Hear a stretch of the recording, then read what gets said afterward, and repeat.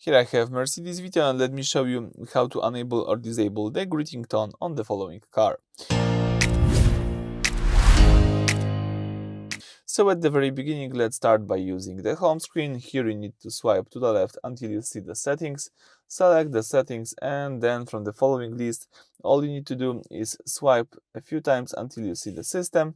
So from the top menu, let's select system, then you can use the left menu to select audio. And from the audio, you've got access to greeting tone. As you can see, you can enable or disable this greeting tone just by tapping here. So what is it? When you get into the car and the MBUX system starts up, it plays a melodic welcome sound. Of course, you can enable or disable this if you would like to. So that's it for this video. Thank you for watching. Please subscribe to our channel and leave thumbs up.